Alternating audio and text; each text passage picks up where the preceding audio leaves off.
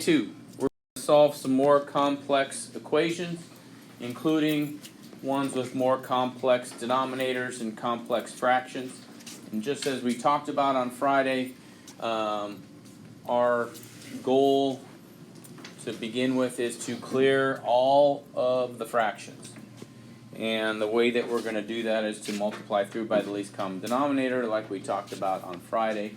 It just happens that the denominators we're going to be looking at are going to be a little more challenging than what we looked at on Friday. So Friday we had mostly loners in denominators. Today we're going to have loners in groups, and we're going to have to do some factoring and that kind of stuff. Okay.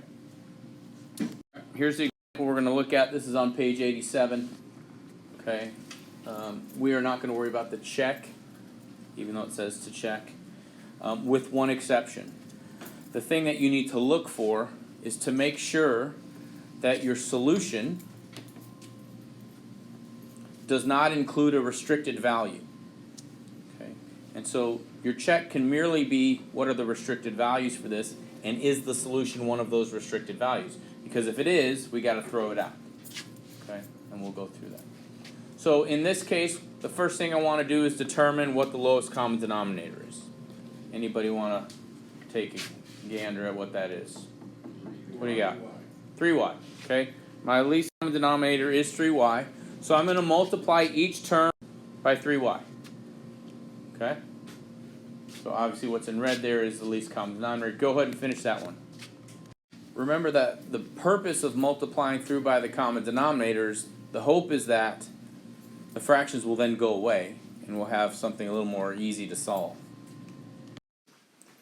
What you want to do is cancel stuff, and eventually the denominator should cancel out.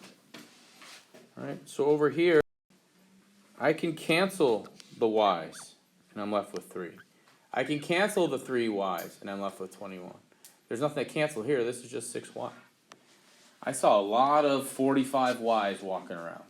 Okay, because you didn't cancel the y's. And I saw 63's. Like, the whole point of this is to cancel the denominators out so that the fractions all go away. And if you're not canceling along the way, and if you're not multiplying each term by the 3y, you won't get rid of the fractions. Okay? And our whole goal is to get rid of the fractions. All right, so from here, I can simplify. That's 45. Bring the 21 to the left. That gives me 24. So if 24 equals 6y, y 4. Now, I need to check and make sure that 4 is an acceptable answer. Okay?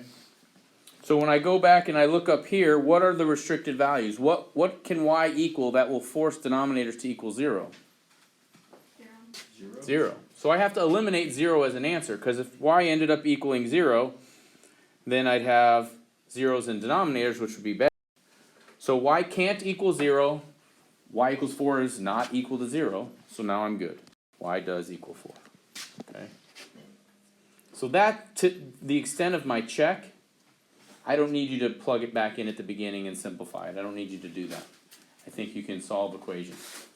But you do want to make sure that you don't end up getting something that is a restricted value. Okay? And if you want to establish your restricted values at the very beginning, you can do that too. If you do get a restricted value, do you just do it over again? No, you just toss that solution out. So if I would have gotten right here, if this would have said x or y equals 0, then I would have thrown that solution out, and then there's no solution. Okay? All right, questions on that? We're going to look at a couple more.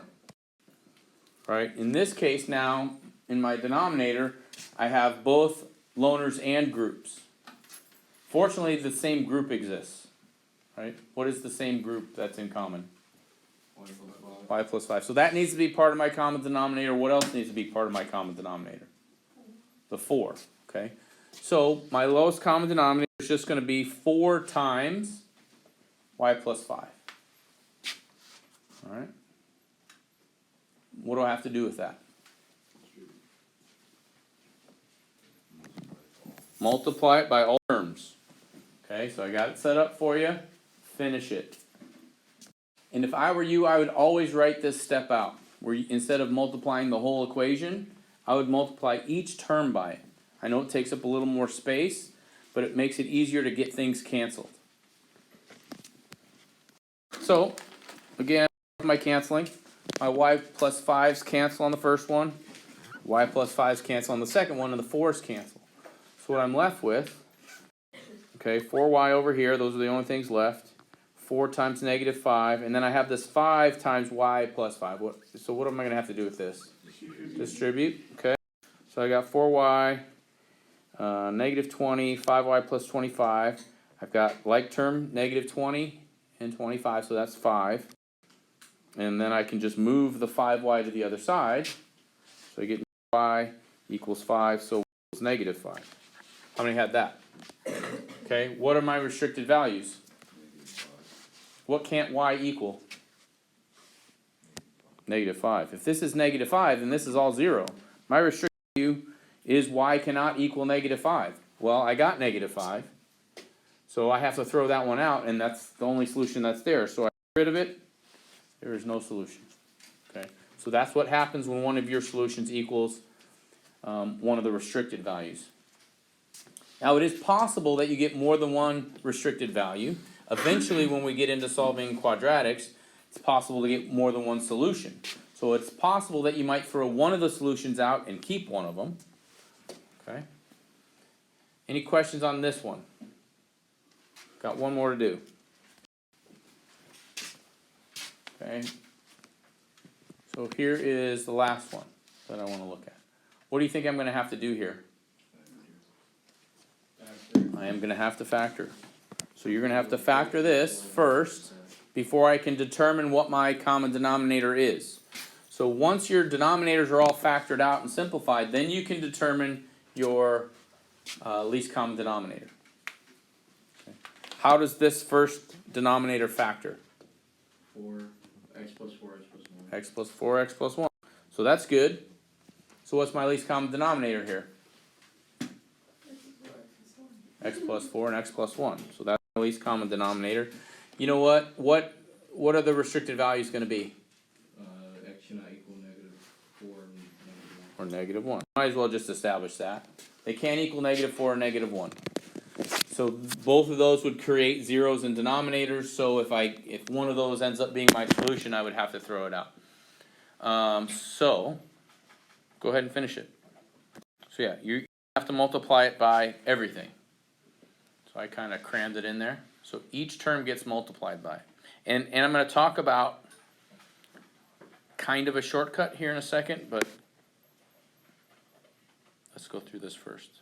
The proof. So we cancel everything out. Here's where some of you had an issue, okay? Right here, what you want to do is connect these together. So make this like negative 3. Actually, let me do a different color. Make that a negative 3, and that negative 3 gets distributed with this x plus 1. So negative 3x minus 3. Okay? So here's what it looks like, okay? After I've done my canceling, is the best place to go. So connecting this minus 3 together, that's going to be important, and that I noticed many of you messed that up, and I saw plus 3 instead of minus 3. Okay. Now the other thing I want to talk about is maybe a little bit of a shortcut that can make this. Actually, I can stay on this page. Make this a little bit easier. Make mental math easier. Well, that I can't necessarily help you with that, but if you notice what happens here, the part that is missing is what gets multiplied by the top. So for example, this is the least common denominator, which means 11, there's nothing missing from this that the least common denominator has, which means 11 gets multiplied by nothing. Okay, not the number nothing, but we just don't multiply by anything. But what's missing here, from this denominator, the x plus 1 is missing. So if you notice here, I multiplied negative 3 times x plus 1. From this denominator, what's missing is the x plus 4, so I multiply the 1 times x plus 4. That could save you a little bit of work, but until you feel comfortable with that, I would not recommend abandoning this. But that concept that we talked about last week about the missing part of the denominator, that's the part that the top gets multiplied by. And so if you want to use that to kind of cut some of your work down, once you know you feel comfortable with this and you feel comfortable coming up with the correct least common denominator, you're welcome to do that. Okay? I'm going to run out of room, so what you're going to see on the next slide is just combining like terms. So this over here will give me 8 minus 3. Okay? So this is where the 8 minus 3x comes from. Now I'm going to move the x's to here. I'm going to move the constants to the other side. Okay, so x does equal 1. Okay? And that is not one of my restricted values. Okay? So it's fine. So I'm done. Okay? So the two areas, and I'm going to go back for a second, that I want you to be careful of.